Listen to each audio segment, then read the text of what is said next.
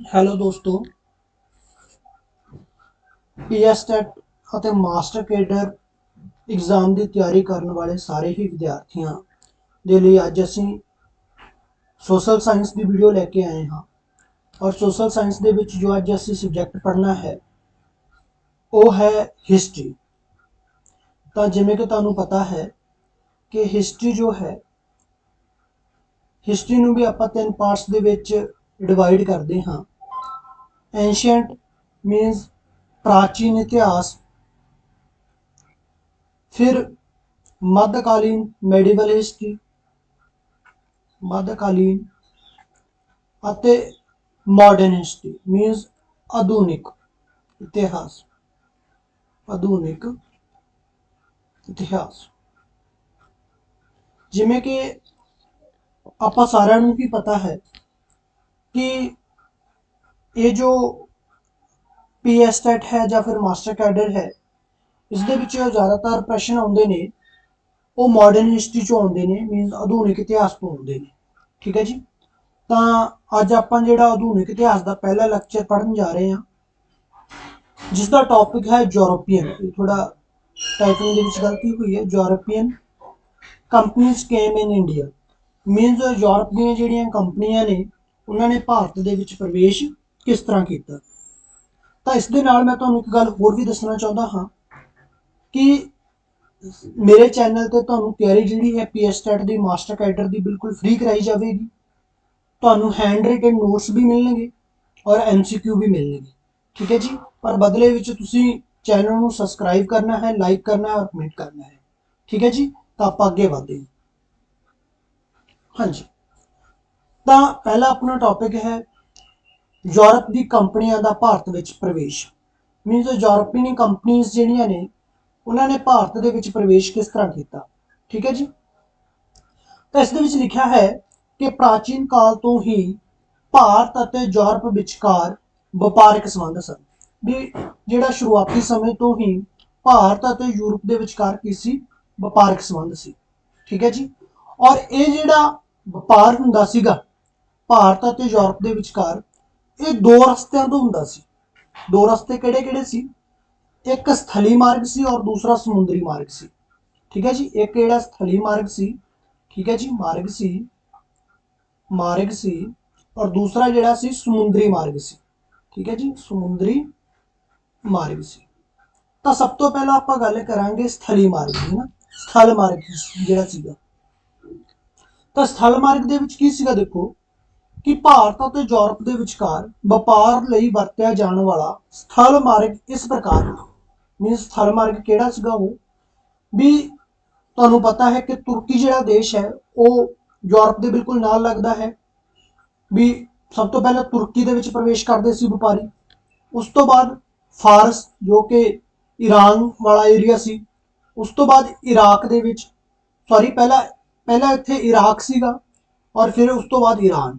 ਠੀਕ ਹੈ ਜੀ। ਔਰ ਫਿਰ ਉਹ ਕਿੱਥੇ ਪਹੁੰਚਦੇ ਸੀ? ਭਾਰਤ ਪਹੁੰਚਦੇ ਸੀ। ਇਸ ਤੋਂ ਇਲਾਵਾ ਕੁਝ ਜਿਹੜੇ ਦर्रे ਸੀ ਜਿਨ੍ਹਾਂ ਨੂੰ ਪਾਸਿਸ ਬੋਲਦੇ ਆ, ਉਹ ਵੀ ਪਾਰ ਕਰਨੇ ਪੈਂਦੇ ਸੀ। ਕਿਹੜੇ ਕਿਹੜੇ ਦर्रे ਸੀ? ਜਿਵੇਂ ਖੈਬਰ ਦर्रा, ਕੁਰਾਮ ਦर्रा ਤੇ ਬੋਲਨ ਦर्रा ਤੇ ਗੋਮਲ ਦर्रा। ਇਹ ਸਾਰੇ दर्रे ਪਾਸ ਕਰਕੇ ਭਾਰਤ ਦੇ ਵਿੱਚ ਪ੍ਰਵੇਸ਼ ਕਰਨਾ ਪੈਂਦਾ ਸੀ। ਠੀਕ ਹੈ ਜੀ। ਤਾਂ ਇਹ ਤਾਂ ਹੋ ਗਿਆ ਜਿਹੜਾ ਸਥਲੀ ਮਾਰਗ। ਕਿਹੜਾ ਮਾਰਗ ਹੋ ਗਿਆ? ਸਥਲੀ ਮਾਰਗ। ਦੂਸਰਾ ਹੈ ਜਲ ਮਾਰਗ। ਤਾਂ ਜਲ ਮਾਰਗ ਦੇਖੋ, ਜਲ ਮਾਰਗ ਦੇ ਦੋ ਰਸਤੇ ਸੀ। ਇੱਕ ਫਾਰਸ ਦੀ ਖਾੜੀ ਤੇ ਦੂਸਰਾ ਲਾਲ ਸਾਗਰ। ਫਾਰਸ ਦੀ ਖਾੜੀ ਅਤੇ ਲਾਲ ਸਾਗਰ। ਆਪਾਂ ਮੈਪ ਦੇ ਵਿੱਚ ਵੀ ਦੇਖਦੇ ਹਾਂ। ਜਦ ਵਿਸ਼ਵ ਦਾ ਆਪਾਂ ਮੈਪ ਦੇਖਾਂਗੇ ਤਾਂ ਦੇਖੋ ਇਹ ਪੂਰਾ ਜਿਹੜਾ ਕੰਟੀਨੈਂਟ ਹੈ ਇਹ ਹੈ ਯੂਰਪ ਜਿਸਨੂੰ ਆਪਾਂ ਬੋਲਦੇ ਨੇ। ਔਰ ਇਹ ਏਸ਼ੀਆ, ਔਰ ਏਸ਼ੀਆ ਦੇ ਵਿੱਚ ਇਹ ਜਿਹੜਾ ਹੈ ਇਹ ਹੈ ਭਾਰਤ, ਹਨਾ। ਇਹ ਜਿਹੜਾ ਹੈ ਇਹ ਹੈ ਭਾਰਤ। ਤਾਂ ਜੋ ਆਪਾਂ ਗੱਲ ਕੀਤੀ ਸੀ ਸਥਲ ਮਾਰਗ ਦੀ, ਤਾਂ ਉਹ ਇਹ ਵਾਲਾ ਮਾਰਗ ਸੀ। ਇਹ ਵਾਲਾ ਮਾਰਗ ਸੀ। ਠੀਕ ਹੈ ਜੀ। ਹੁਣ ਇਹ ਆਧੁਨਿਕ ਤੁਰਕੀ ਹੈ। ਫਿਰ ਇਹ ਜਿਹੜਾ ਹੈ ਇਹ ਇਰਾਕ ਹੈ। ਇਹ ਜਿਹੜਾ ਈਰਾਨ ਹੈ ਨਾ, ਔਰ ਫਿਰ ਪਾਕਿਸਤਾਨ ਆਧੁਨਿਕ ਟਾਈਮ ਦੇ ਵਿੱਚ, ਤੇ ਭਾਰਤ, ਹਨਾ। ਇਸ ਮਾਰਗ ਤੋਂ ਜਿਹੜੇ ਹੋ ਕੇ ਵਪਾਰੀ ਤੇ ਭਾਰਤ ਨਾਲ ਕੀ ਕਰਦੇ ਸੀ? ਵਪਾਰ ਕਰਦੇ ਸੀ। ਪਰੰਤੂ ਜਿਹੜੇ ਆਪਾਂ ਦੋ ਇੱਥੇ ਸਮੁੰਦਰੀ ਮਾਰਗਾਂ ਦੀ ਗੱਲ ਕੀਤੀ ਹੈ, ਮੋਸਟ ਇੰਪੋਰਟੈਂਟ ਆ, ਦੋ ਸਮੁੰਦਰੀ ਮਾਰਗਾਂ ਦੀ ਗੱਲ ਕੀਤੀ ਹੈ। ਇੱਕ ਆਪਾਂ ਕੀਤਾ ਫਾਰਸ ਦੀ ਖਾੜੀ ਵਾਲਾ, ਕਿਹੜਾ ਕੀਤਾ, ਫਾਰਸ ਦੀ ਖਾੜੀ। ਤਾਂ ਫਾਰਸ ਦੀ ਖਾੜੀ ਕਿਹੜੀ ਹੈ ਨਾ, ਫਾਰਸ ਦੀ ਖਾੜੀ ਕਿਹੜੀ ਹੈ, ਫਾਰਸ ਦੀ ਖਾੜੀ ਇਹ ਵਾਲੀ ਹੈ, ਇਹ ਫਾਰਸ ਦੀ ਗਲਫ ਆਫ ਪ੍ਰੈਸ਼ੀਅਨ ਵੀ बोलते हैं, ये वाली जी रेड में ये मार्क की है,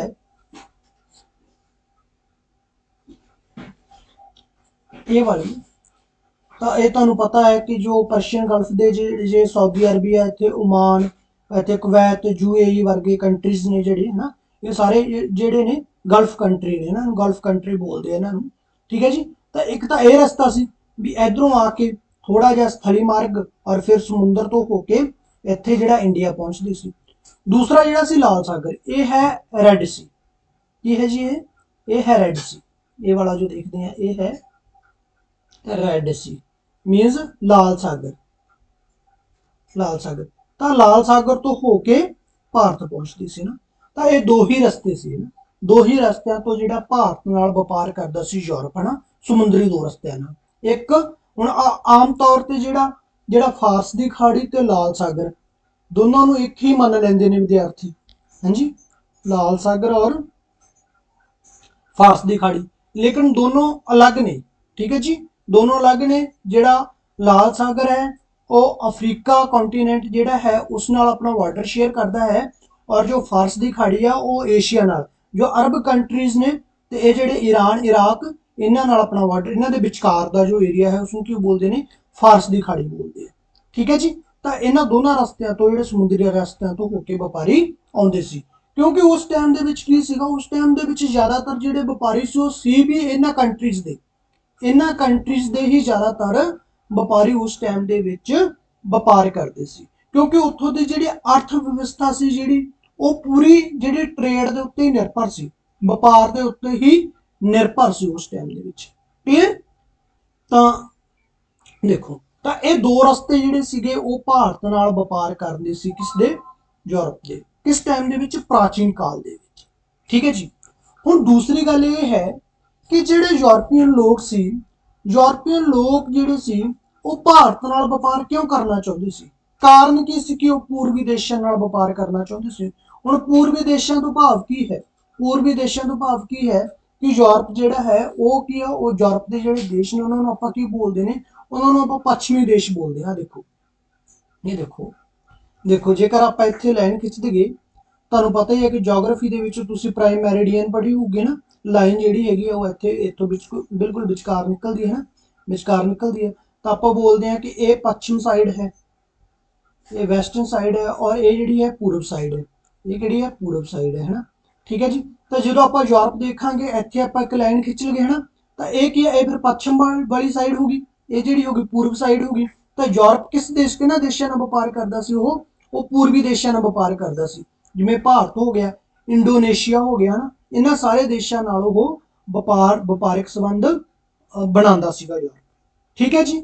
इन्नी गल क्लीयर हुई कि पूर्वी देशों तो भाव की है, पूर्वी देशों तो भाव है कि यूरोप के जिहड़े पूर्व वाली साइड देश पैंदे सी।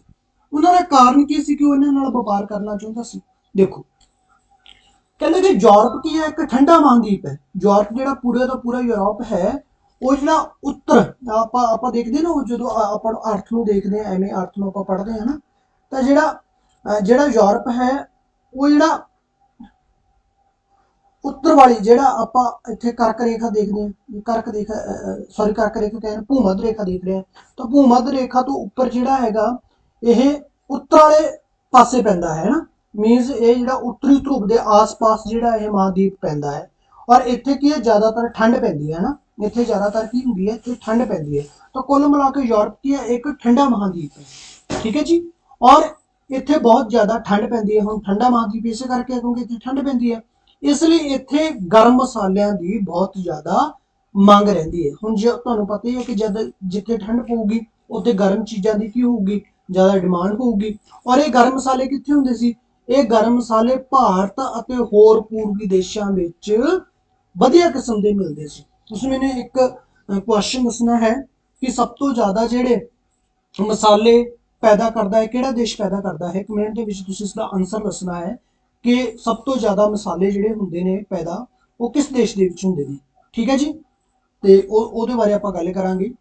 ਤਾਂ ਹੁਣ ਆਪਾਂ ਗੱਲ ਕਰ ਲਈ ਕਿ ਭਾਰਤ ਦੇ ਵਿੱਚ ਵੀ ਕੁੱਲ ਮਿਲਾ ਕੇ ਭਾਰਤ ਨਾਲ ਵਪਾਰ ਕਰਨ ਦਾ ਉਹਨਾਂ ਦਾ ਮਕਸਦ ਕੀ ਸੀ, ਮਸਾਲੇ, ਹੈ ਨਾ, ਗਰਮ ਮਸਾਲੇ ਮਤਲਬ ਉਹ ਪ੍ਰਾਪਤ ਕਰਨਾ ਚਾਹੁੰਦੇ ਸੀ, ਇਸ ਲਈ ਉਹਨਾਂ ਨੇ ਭਾਰਤ ਨਾਲ ਸੰਬੰਧ ਬਣਾਏ। ਠੀਕ ਹੈ ਜੀ। ਤਾਂ ਹੁਣ ਦੇਖੋ, ਹੁਣ ਜਦ ਯੂਰਪ ਦੇ ਵਿੱਚ ਇਹ ਗੱਲ ਚੱਲੀ ਵੀ ਭਾਰਤ ਨਾਲ ਆਪਾਂ ਕੀ ਕਰਨੇ ਨੇ, ਵਪਾਰਕ ਸੰਬੰਧ ਬਣਾਉਣੇ ਨੇ, ਤਾਂ ਸਭ ਤੋਂ ਪਹਿਲਾਂ ਇੱਕ ਦੇਸ਼ ਸੀਗਾ ਜਿਸ ਦਾ ਨਾਮ ਸੀ ਪੁਰਤਗਾਲ। ਇਹਨਾਂ ਨੂੰ ਆਪਾਂ ਪੁਰਤਗੀਜ਼ ਵੀ ਬੋਲ ਦਿੰਦੇ ਹਾਂ, ਉੱਥੇ ਦੇ ਵਾਸੀਆਂ ਨੂੰ ਪੁਰਤਗਾਲੀ ਵੀ ਬੋਲ ਦਿੰਦੇ ਹਾਂ। ਤਾਂ ਪੁਰਤਗਾਲ ਨਾਮ ਦਾ ਇੱਕ ਦੇਸ਼ ਸੀਗਾ, ਪੁਰਤਗਾਲ। ਠੀਕ ਹੈ ਜੀ। ਇਹ ਕੀ ਹੈ, ਇੱਕ ਯੂਰਪੀਅਨ ਕੀ ਹੈ ਦੇਸ਼। ਆਪਾਂ ਇੱਥੇ ਦੇਖਦੇ ਹਾਂ, ਇਹ ਦੇਖੋ, ਇਹ ਜੋ ਇਹ ਵਾਲਾ ਹੈ, ਇਹ ਵਾਲਾ ਏਰੀਆ ਹੈ, ਇਹ ਕੀ ਹੈ, ਇਹ ਪੁਰਤਗਾਲ ਹੈ। ਠੀਕ ਹੈ ਜੀ। ਤਾਂ ਪੁਰਤਗਾਲ ਇੱਕ ਯੂਰਪ ਦਾ ਇੱਕ ਦੇਸ਼ ਸੀ। ਉਹਨਾਂ ਨੇ ਕੀ ਸੋਚਿਆ ਕਿ ਅਸੀਂ ਭਾਰਤ ਨਾਲ ਵਪਾਰ ਕਰਾਂਗੇ।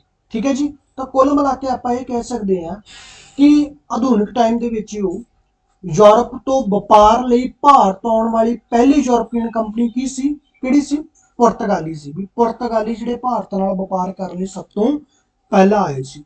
ਤੇ ਉਹਨਾਂ ਦਾ ਇੱਕ ਵਪਾਰੀ ਸੀ ਜਿਸ ਦਾ ਨਾਮ ਸੀ ਵਾਸਕੋ ਡੀ ਗਾਮਾ। ਇਹ ਕੁਐਸਚਨ ਬਹੁਤ ਵਾਰ ਆਉਂਦਾ ਹੈ, ਜਾਂ ਤਾਂ ਇਹ ਆਉਂਦਾ ਹੈ ਕਿ ਸਭ ਤੋਂ ਪਹਿਲਾਂ ਭਾਰਤ ਨਾਲ ਵਪਾਰ ਕਰਨ ਵਾਸਤੇ ਕਿਹੜੀ ਯੂਰਪੀਅਨ ਕੰਪਨੀ ਭਾਰਤ ਵਿੱਚ ਆਈ ਸੀ, ਤਾਂ ਕਿਹੜੀ ਆਈ ਸੀ, ਪੁਰਤਗਾਲੀ। ਕਿੱਥੋਂ ਆਈ ਸੀ, ਪੁਰਤਗਾਲ ਤੋਂ ਆਈ ਸੀ। ਔਰ ਉਹਨਾਂ ਦਾ ਵਪਾਰੀ ਕਿਹੜਾ ਸੀ, ਵਾਸਕੋ ਡੀ ਗਾਮਾ। ਤਾਂ ਵਾਸਕੋ ਡੀ ਗਾਮਾ ਜਿਹੜਾ ਭਾਰਤ ਦੇ ਵਿੱਚ ਵਪਾਰ ਕਰਨ ਵਾਸਤੇ ਆਇਆ, ਉਹ ਪਹਿਲਾ ਵਪਾਰੀ ਸੀ ਯੂਰਪ ਦਾ। ਕਦ ਆਇਆ ਸੀ, 1498 ਈਸਵੀ ਦੇ ਵਿੱਚ, 1498 ਦੇ ਵਿੱਚ ਉਹ ਕੀ ਆਇਆ ਸੀਗਾ, ਭਾਰਤ ਦੇ ਵਿੱਚ ਆਇਆ। ਤੇ ਕਿੱਥੇ ਪਹੁੰਚਿਆ, ਭਾਰਤ ਦੀ ਕਿਹੜੀ ਜਗ੍ਹਾ ਤੇ ਪਹੁੰਚਿਆ, ਕਾਲੀਕਟ। ਕਾਲੀਕਟ ਨਾਮ ਦੀ ਜਗ੍ਹਾ ਦੇ ਉੱਤੇ ਪਹੁੰਚਿਆ। ਤੇ ਉੱਥੇ ਕੀ ਸੀ, ਇੱਕ ਬੰਦਰਗਾਹ ਸੀ, ਹੈ ਨਾ, ਕਾਲੀਕਟ ਇੱਕ ਬੰਦਰਗਾਹ ਸੀ, ਉੱਥੇ ਉਹ ਪਹੁੰਚਿਆ। ਠੀਕ ਹੈ ਜੀ। ਦੂਸਰਾ ਮਤਲਬ ਇਹ ਹੈ ਕਿ ਭਾਰਤ ਵਿੱਚ ਸਭ ਤੋਂ ਪਹਿਲਾਂ ਆਉਣ ਵਾਲਾ ਯੂਰਪੀ ਵਪਾਰੀ ਵਾਸਕੋ ਡੀ ਗਾਮਾ ਸੀ ਅਤੇ ਯੂਰਪ ਤੋਂ ਆਉਣ ਵਾਲੀ ਪਹਿਲੀ ਕੰਪਨੀ ਪੁਰਤਗਾਲੀ ਸੀ। ਠੀਕ ਹੈ ਜੀ। ਦੂਸਰੀ ਗੱਲ, ਹੁਣ ਜਦ ਉਹ ਉੱਥੇ ਪਹੁੰਚਿਆ, ਕਾਲੀਕਟ ਪਹੁੰਚਿਆ, ਤਾਂ ਭਾਰਤ ਦਾ ਇੱਕ ਹਿੰਦੂ ਸ਼ਾਸਕ ਸੀ ਜਮੋਰਨ, ਉਹਨੇ ਉਹਦਾ ਸਵਾਗਤ ਕੀਤਾ। ਦੇਖੋ ਅੱਜ ਵੀ ਆਪਣੇ ਘਰੇ ਕੋਈ ਵਪਾਰੀ ਆਉਂਦਾ, ਕੋਈ, ਹੈ ਨਾ, ਆਪਾਂ ਜਦ ਕੋਈ ਚੀਜ਼ ਵੇਚਣੀ ਹੋਵੇ ਜਾਂ ਕੋਈ ਬਾਹਰੋਂ ਬੰਦਾ ਆਉਂਦਾ, ਆਪਾਂ ਉਹਦਾ ਸਵਾਗਤ ਕਰਦੇ ਹਾਂ। ਤਾਂ ਜਮੋਰਨ ਨੇ ਉਸਦਾ ਸਵਾਗਤ ਕੀਤਾ ਜਦੋਂ ਉਹ ਬੰਦਾ ਭਾਰਤ ਦੇ ਵਿੱਚ ਪਹੁੰਚਿਆ।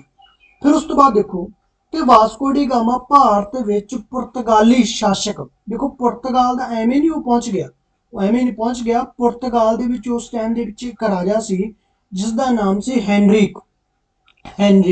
ਤਾਂ ਹੈਨਰਿਕ ਦਾ ਪ੍ਰਤੀਨਿਧੀ ਬਣ ਕੇ ਉਹ ਭਾਰਤ ਦੇ ਵਿੱਚ ਆਇਆ ਸੀਗਾ।